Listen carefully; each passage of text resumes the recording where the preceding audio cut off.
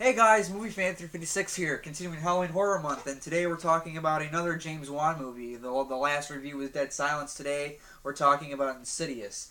And the reason this case is so messed up is because I had to print out the cover and I cut too much, and yeah, it's the case is a mess. But there's the actual movie. If you don't believe me, it's not a bootleg piracy film or any pirate film or anything like that. So it's just a case. Just wanted to put that out there. So the movie we're talking about today is Insidious. And Insidious came out in, I believe, 2011. 2011 is when it came out. And it's directed by James Wan and written by Lee Winnell, which there's a pattern if you guys follow James Wan and Lee Winnell, except for The Conjuring. Um, and basically the plot of Insidious is you have this family, they move into a house, the Lambert family, and something happens to their son Dalton, and he kind of goes into a coma. But you find out that he's not in a coma. Actually, it's something much deeper than that. And his soul or spirit or whatever is actually in a different place called the Further, where there's ghosts and demons and all kinds of fucked up shit. And the story is that Josh, uh, the father, and Elise, which is this old lady who's played by Lynn Shay in the film, and their her little paranormal team that she has, and the rest of the family have to try to figure out how do we get Dalton back. And that's basically the plot of the movie. Now, what I think of Insidious is it's James Wan. I like it. I've liked everything that he's done so far. And, yeah. I'm not going to talk about the Fast and the Furious thing. I mean, I don't really care for the Fast and the Furious movies. But that's just me. But I am going to go see Fast 7 because James Wan's directing it and Jason Statham's the villain. So that's got me intrigued right there. And I want to see what he does outside of horror. But James Wan, a big fan of what he does.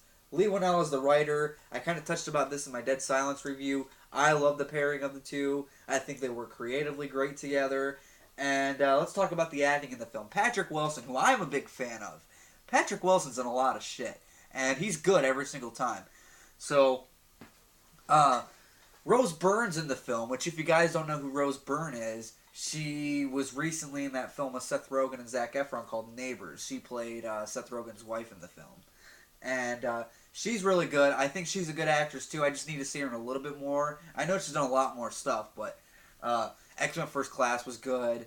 The two Insidious movies she's good in. Neighbors is good. I mean, she's in a decent amount of stuff, but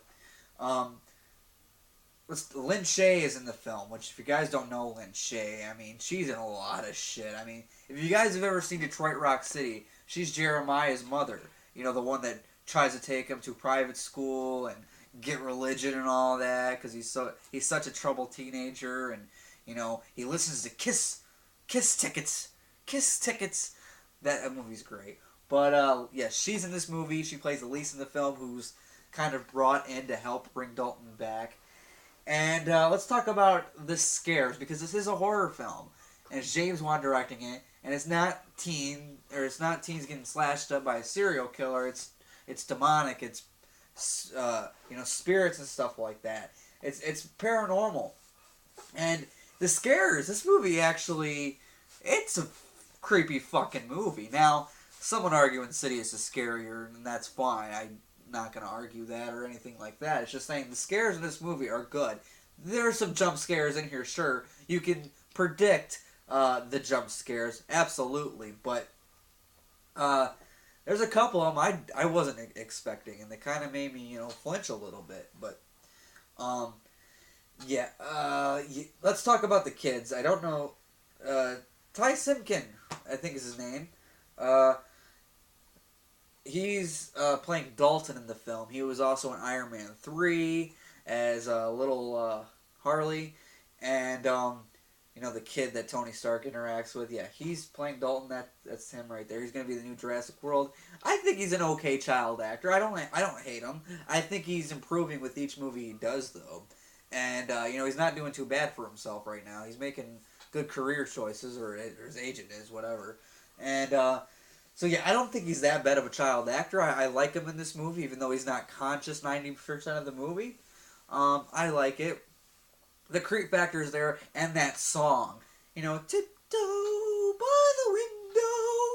I'm not gonna sing, but yeah, that song worked well with this movie. You know, it's not really a song I would expect to see in the movie, but when you see it in action, it works. It adds the creep factor. Then you got Darth Maul in here. No, it's not Darth Maul. His makeup's a lot like Darth Maul, and yeah. So I just call him Darth Maul. I think everybody calls him Darth Maul. Actually, that dude's creepy looking. And I was watching some behind the scenes stuff on here, and when they were shooting those scenes with the demon, he was freaking little Ty out here, little Dalton. Um, he was freaking the shit out of him. So I don't blame him. He is creepy looking, even though he does look like Darth Maul. And so yeah, let's talk about the woman in black, as I'm gonna call her. She's like an old lady. She's dressed in black, and yeah, she was probably, to me, the creepiest part about the movie. You got Jay LaRose in here playing a ghost, which I'm not going to get into, but Jay LaRose, cool dude, awesome. Um, yeah, so what would I give Insidious? Because I do want to talk about the ending of the film, which is spoilers, and if you have not seen Insidious, I'm not going to spoil it for you. So I'll give you a chance to click out of the video, but I'm going to give Insidious a grade. I'm going to give this one, you know what? I'm going to give this one a B plus also, which is the same grade that I gave Insidious, or not Insidious, Dead Silence. And so it's a solid horror film. The scares are good. If I had to pick between Dead Silence and Insidious, I don't know. That's tough. If I had to pick between Dead Silence and the first Insidious movie, I'd probably pick Dead Silence. But that's just me. But it's not a bad film. B plus. The scares, I talked about that. The acting's good. The writing's good. There's a couple funny moments in the film where it's not like yuck funny. It's kind of like a little lighthearted chuckle that kind of distracts you for a minute, so you can lighten up for a minute and not be so tense and scared. Yeah. So Insidious, B plus, and I'm gonna spoil the ending for you now. So if you've not seen Insidious, click out of the video right now because I want to talk to you about the ending. So James Wan and Lee Winnell, when they do horror films together, they gotta have some kind of a crazy twist ending, and this one kind of has it a little bit. It's not, I wouldn't say it's much of a twist, but it's intense. And the ending of the film is they get back from the further. Josh has got Dalton back, and he's going to thank Elise, and there's a thing with the pictures, and when he was a kid, his mom, or Josh's mom, brought Elise in, and that's how she's connected to the family. And they had this woman in black following him when he was a kid, and each picture that he took, she just kept getting closer and closer and closer. And he hands her something. He hands Elise something at the end of the movie, and she notices something. We don't see what it is. She takes a picture just to be sure, and sure enough, the woman in black is in him. It's in Josh, and she doesn't like having her picture taken. The woman in black doesn't like it, so she kills Elise. She strangles her, but it's actually Josh doing it. It's the woman in black possessing Josh. So that's what happened in the movie, and then Renee runs up the stairs, and she finds Elise dead, and she's looking for Josh, and he just comes up behind her and says, "Renee, I'm right here."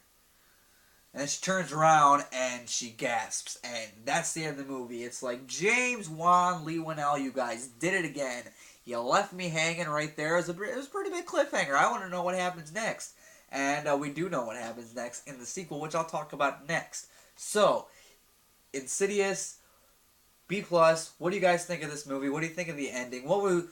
If you've seen Insidious 2, you know what happened after this one ended.